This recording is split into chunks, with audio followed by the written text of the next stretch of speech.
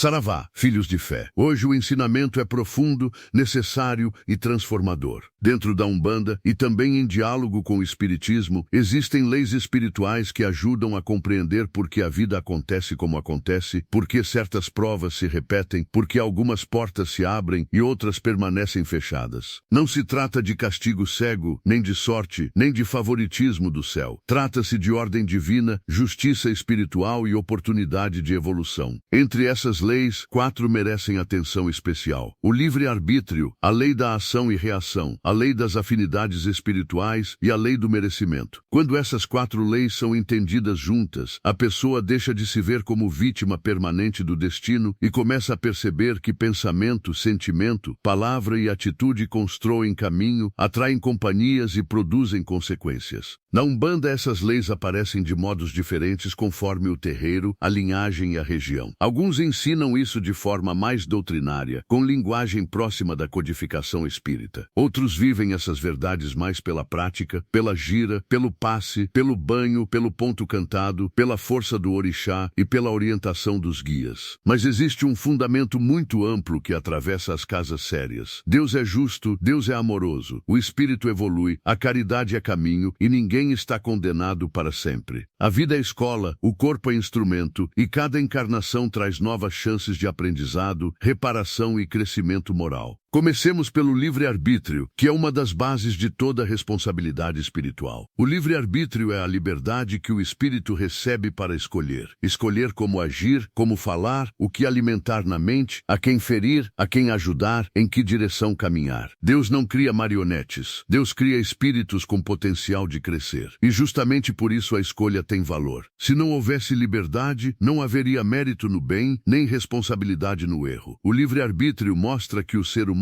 não está preso a uma predestinação rígida. Ele traz tendências, provas, débitos, facilidades e desafios, mas ainda assim escolhe. E é nessa escolha que ele escreve a própria caminhada. Na Umbanda, esse princípio é sagrado. Os guias espirituais orientam, alertam, fortalecem, consolam, limpam, descarregam, protegem, mas não anulam a vontade da pessoa. Um caboclo pode mostrar o melhor caminho. Um preto velho pode ensinar com paciência. Um exu pode advertir sobre perigos, cortar demandas e guardar caminhos. Um orixá pode irradiar força e equilíbrio. Mas nenhum deles deve violentar a consciência de alguém para obrigá-lo a viver o bem. Até a ajuda espiritual precisa encontrar abertura, consentimento, receptividade e sintonia. Por isso, dentro de uma visão ética da Umbanda, todo ato de manipulação espiritual para dominar a vontade alheia fere a lei divina. Amarrações coercitivas, tentativas de prender sentimentos, controlar decisões ou invadir o destino do outro geram graves consequências para quem pratica. Entender o livre-arbítrio também traz humildade. Nem tudo pode ser resolvido do lado de fora enquanto a alma resiste por dentro. Às vezes a pessoa pede cura, mas alimenta hábitos que adoecem. Pede paz, mas cultiva conflito. Pede prosperidade, mas age com desordem e irresponsabilidade. Pede proteção, mas insiste em ambientes, companhias e pensamentos destrutivos. A espiritualidade ajuda, mas não substitui a reforma íntima. A mão divina ampara, porém o passo precisa ser dado pela criatura. Esse é um ponto central. Liberdade não é licença para qualquer coisa. Liberdade é oportunidade de escolher com consciência e assumir o resultado. Daí entramos na lei da ação e reação, também conhecida como lei de causa e efeito. Essa lei ensina que toda ação gera consequência, e não apenas a ação visível. O pensamento, a intenção, a palavra, o desejo insistente, tudo movimenta energia e produz retorno. O que se planta, cedo ou tarde, se colhe, não porque Deus castigue com raiva, mas porque a própria criação possui uma ordem moral. Assim como no mundo físico existe causa produzindo efeito, no mundo espiritual também existe uma matemática da consciência. Quem semeia violência cria desarmonia para si. Quem semeia amor, auxílio e honestidade constrói luz no próprio caminho. A colheita pode vir hoje, amanhã ou em outra existência, mas a lei não falha. Na visão umbandista influenciada pelo espiritismo, muitos sofrimentos e desafios não são vistos como punição arbitrária. Podem estar ligados a escolhas desta vida ou de vidas passadas. Uma dificuldade recorrente, uma dor moral profunda, uma limitação, um encontro marcante, até certos processos de obsessão ou de reparação podem ter raízes mais antigas. Mas é importante não transformar essa compreensão em julgamento cruel. Nem toda dor deve ser apontada como dívida, e ninguém tem autoridade moral para olhar o sofrimento alheio com frieza. A lei da ação e reação deve conduzir à responsabilidade e à compaixão, nunca à arrogância espiritual. Se alguém sofre, a primeira resposta da Umbanda é acolher, orar, orientar e praticar a caridade. É justamente aqui que a caridade se revela como remédio de alto valor. A caridade não apaga magicamente toda a consequência do passado, mas modifica o presente, ilumina a consciência, suaviza débitos e cria novas forças no destino. Quando a pessoa serve com sinceridade, ajuda sem interesse, perdoa, consola, reparte, visita, escuta, alimenta e respeita, ela começa a reorganizar a própria vibração moral. A ação e reação responde também ao bem. Por isso os terreiros ensinam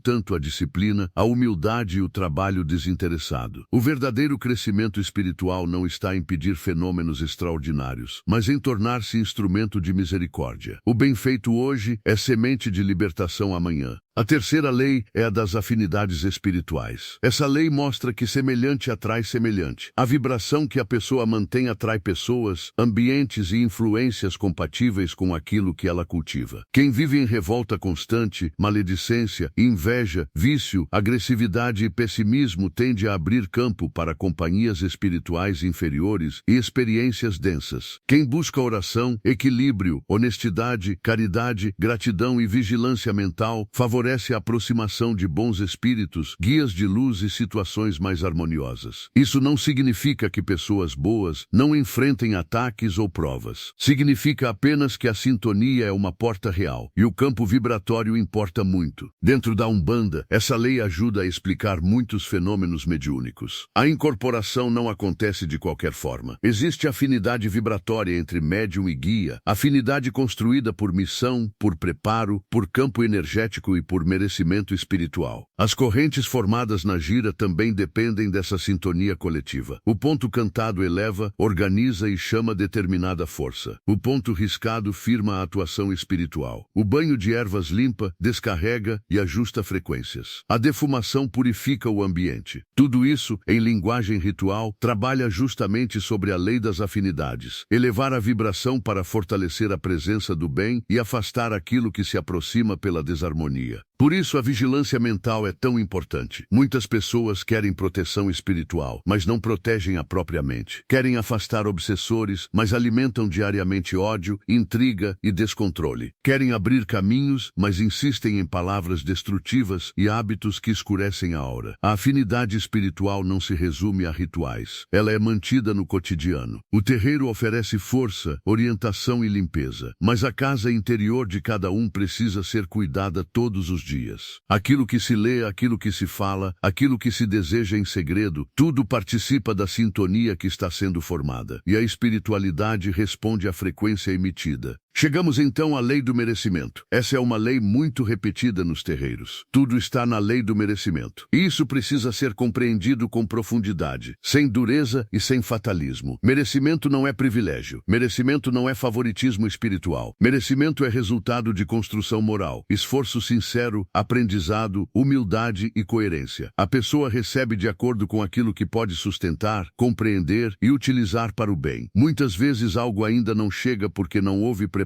Outras vezes a bênção vem, mas exige responsabilidade. Em muitas casas, Exu é lembrado também como guardião da justiça e do equilíbrio, aquele que não permite confusão entre desejo e direito, entre capricho e necessidade, entre impulso e merecimento. É importante perceber que o merecimento não é uma sentença imóvel. Ele pode crescer, pode ser ampliado, pode ser reconstruído. Uma pessoa que ontem estava perdida pode, pelo arrependimento sincero, pela disciplina, pela caridade e pela reforma íntima, abrir novas possibilidades para si. O passado pesa, mas não aprisiona eternamente. A Umbanda não ensina condenação sem fim. Ensina a oportunidade contínua de reequilíbrio. Quando a pessoa muda sua conduta, ela altera a vibração, cria novas causas, atrai novas afinidades e amplia seu merecimento. Vejam como essas leis se entrelaçam. O livre-arbítrio permite escolher, a ação e reação devolve a consequência. A afinidade aproxima aquilo que corresponde à vibração, e o merecimento define o que já pode ser sustentado e recebido. Quando alguém pergunta por que a vida de uma pessoa parece travada, muitas vezes a resposta não está em uma única causa. Pode haver escolhas equivocadas, débitos antigos, companhias espirituais inadequadas, padrão mental adoecido e falta de merecimento para certas conquistas naquele momento. Da mesma forma, quando a vida começa a se reorganizar, geralmente não é obra de acaso. Houve mudança íntima, oração, disciplina, caridade, limpeza espiritual, reposicionamento moral e perseverança. As leis da espiritualidade atuam em conjunto. Por isso não se deve buscar soluções mágicas e instantâneas. O que se deseja de modo duradouro precisa ser construído em harmonia com a lei divina. Também é preciso lembrar que a Umbanda é uma tradição viva, diversa e descentralizada. Existem casas mais próximas do kardecismo que ensinam essas leis de forma direta em estudos e cursos doutrinários. Existem terreiros mais africanizados ou traçados, onde esses princípios aparecem mais na vivência do ritual, no respeito ao orixá, no cuidado com a palavra, na disciplina mediúnica e no compromisso com a caridade. A linguagem pode mudar, a ênfase pode variar, mas a essência permanece.